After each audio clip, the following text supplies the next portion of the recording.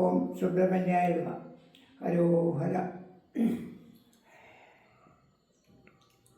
ഈ കൊല്ലം ഫെബ്രുവരി 1 തൈപ്പൂയം. തൈപ്പൂയ മഹാത്മ്യത്തെപ്പറ്റി പറയാൻ ഉദ്ദേശിക്കുന്നു. കശ്യപമുനിക്ക് 3 പുത്രന്മാർ. താരകാസുരൻ, സിംഹമുഖൻ, ശൂരപത്മൻ. കാളിദാസ കവിയുടെ കുമാരസംഭവം കൃതിയിൽ താരകാസുരൻ ബ്രഹ്മാവിൽ നിന്നും വരം വാങ്ങുന്നു. ശിവന്റെ പുത്രന് മാത്രമേ തന്നെ കൊല്ലാൻ സാധിക്കാവൂ എന്ന വരം. സതീദേവിയുടെ വേർപാടിനേഴും ശിവൻ കഠിന തപസ് ചെയ്തുകൊണ്ടിരിക്കുന്ന കാലം. ശിവന് കുട്ടികളുണ്ടാവില്ല എന്ന ഉദ്ദേശം മനസ്സിലാക്കിയിട്ടാണ് ഇത്തരത്തിലുള്ള വരം വാങ്ങാൻ കാരണം. താരകാസുരൻ ദേവന്മാരെയും മറ്റും പല വിധത്തിലും ഉപദ്രവിക്കാൻ തുടങ്ങുന്നു. ഇതേ സമയത്ത് ഹിമവാന്റെയും മേനയുടെയും പുത്രിയായി സതീദേവി പാർവതിയായി ജനിക്കുന്നു. ശിവനെ ഭർത്താവായി കിട്ടാൻ പാർവതി ആഗ്രഹിക്കുന്നു. ദേവന്മാരുടെ നിർദ്ദേശപ്രകാരം ശിവതപസ്സിറക്കാൻ കാമദേവൻ എത്തുന്നു. ശിവകോപം കാമദേവനെ ഭസ്മമാക്കുന്നു. പാർവതി കൊട്ടാരസുഖങ്ങൾ വെടിഞ്ഞ് ശിവനെ കിട്ടാനായിട്ട് തപസ് ആരംഭിക്കുന്നു. ഘോരമായ തപസ് ചെയ്യുന്നു. ഭക്ഷണം മുതലായ ഉപേക്ഷിക്കുന്നു. പല നിലയ്ക്കും കഠിനമായ തപസ്സാണ് പാർവതി നടത്തിക്കൊണ്ടിരിക്കുന്നത്. പാർവതിയുടെ തപസ്യയിൽ നിന്നും ഭയങ്കരമായ ചൂട് അനുഭവപ്പെടുന്നു. 3 ലോകത്തേക്കും ഈ ഉഷ്ണം വ്യാപിക്കുന്നു. പാർവതിയുടെ നിശ്ചയദാർഢ്യത്തെ പരീക്ഷിക്കാൻ ശിവൻ ഒരുങ്ങുന്നു. ഒരു വൃദ്ധ ബ്രാഹ്മണൻ്റെ വേഷത്തിൽ ശിവൻ എത്തുന്നു. ശിവനെക്കുറിച്ച് വളരെ മോശമായിട്ട് ആ ബ്രാഹ്മണൻ പാർവതിയോട് സംസാരിക്കുന്നു. ഇങ്ങനെ ഒരു സന്യാസിയെ ഭർത്താവായി കിട്ടിയിട്ട് എന്ത് കാര്യമാണുള്ളത്? ശിവൻ വളരെ മോശമാണ്. എന്നാൽ ഏത് നിലയ്ക്കെല്ലാം ശിവനെ അധിക്ഷേപിക്കാൻ പറ്റുന്നു അതിനിടയ്ക്ക് അധിക്ഷേപിക്കുന്നു. ഇതെല്ലാം കേട്ട പാർവതി പറയുന്നു, എൻ്റെ ഭർത്താവ് ശിവനാവുള്ളൂ. ശിവനെ മാത്രമേ ഞാൻ ഭർത്താവായിട്ട് സ്വീകരിക്കുകയുള്ളൂ. ശിവൻ്റെ ഗുണഗണങ്ങൾ വർണ്ണിക്കാൻ ആർക്കും തന്നെ ഈ ലോകത്തിൽ സാധ്യമല്ല. അത്രയും മഹാത്മാവാണ് ശിവൻ. അതുകൊണ്ട് പാർവതി ദേവിയുടെ അചഞ്ചലമായ ഭക്തിയിൽ ശിവൻ യഥാർത്ഥ രൂപം കാണിച്ചു കൊടുക്കുന്നു. സപ്തർഷികളെ വിവാഹാലോചനയ്ക്കായിട്ട് ശിവൻ അയക്കുന്നു. വിവാഹത്തിന് സമ്മതിക്കുന്നു. വിവാഹം കഴിക്കുന്നു. ഭൂതങ്ങളോടുകൂടി ശിവൻ കൊട്ടാരത്തിലെത്തുന്നു. ആ രൂപം കൊണ്ട് പാർവതിയുടെ അമ്മ മേന ഭയപ്പെടുന്നു. വിഷ്ണു മേനയെ ആശ്വസിപ്പിക്കുന്നു.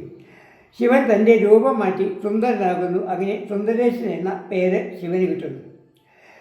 ബ്രഹ്മാവിൻ്റെ കാർമ്മികത്തിൽ ശിവപാർവതിമാരുടെ വിവാഹം നടക്കുന്നു.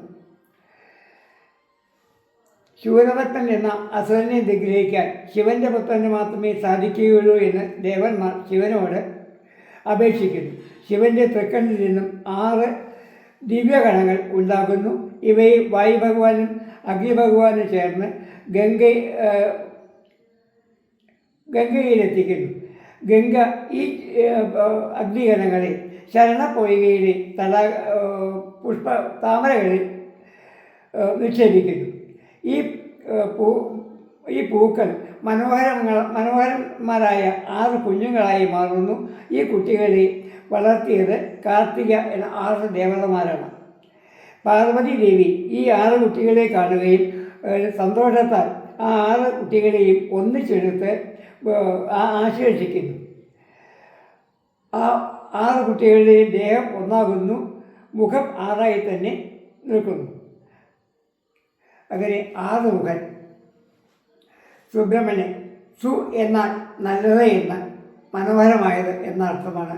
ബ്രഹ്മണ്യൻ എന്നാൽ ബ്രഹ്മത്തെ അറിയുന്നവൻ, ബ്രഹ്മത്തെ മനസ്സിലാക്കുന്നവൻ, പരമതത്വത്തെ അറിയുന്നവൻ എന്നെല്ലാം പറയുന്നു. അങ്ങനെ സുബ്രഹ്മണ്യൻ. കുമാരസംഭവം. താരകാസുരൻ്റെ ദുർവൃത്തികൾ കൂടുന്നു. ദേവന്മാർ മുരുകനെ സേനാധിപതിയെ ക്ഷണിക്കുന്നു. മുരുകൻ തൻ്റെ വേലുകൊണ്ട് താരകാസുരനെ ഭരിക്കുന്നു. അങ്ങനെ വേൽമുരുകൻ എന്ന പേര് മുരുകന് കിട്ടുന്നു. ശേഷം സിംഹവദനെ ഭരിക്കുന്നു. അവസാനം ശൂരപത്മനെ തൻ്റെ വേലുകൊണ്ട് 2 കഷ്ണങ്ങളാക്കുന്നു. അതിൽ ആ ഒരു ഒരു കഷ്ണം വാഹനമായ മയിലായും രണ്ടാമത്തെ കഷ്ണം ദശത്തിൻ്റെ കോഴിയായും സ്വീകരിക്കുന്നു. കോഴിയുടെ രൂപവും സ്വീകരിക്കുന്നു. ആകാശത്ത് ഇന്നും സപ്തർഷി മണ്ഡലം എന്ന നക്ഷത്ര സമൂഹമുണ്ട്. ഈ സപ്തർഷികളെ ഈ 7 സപ്തർഷികളെയാണ് ഇത് പ്രതിനിധീകരിക്കുന്നത്. ഇവരാണ് വേദങ്ങൾ സംരക്ഷിക്കുന്നു, ലോകത്തിന് ജ്ഞാനം പകരുന്നതും. ജ്ഞാനം പാർവതി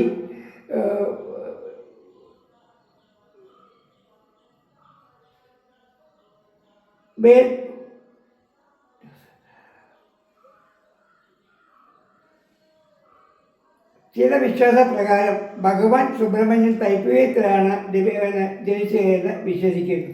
ജ്ഞാനവേൽ പാർവതി സുബ്രഹ്മണ്യന് കൊടുത്ത ദിവസം തൈപ്പൂയമായി കണക്കാക്കുകയെന്നും ഐതിഹ്യം പറഞ്ഞു കാണുന്നുണ്ട്.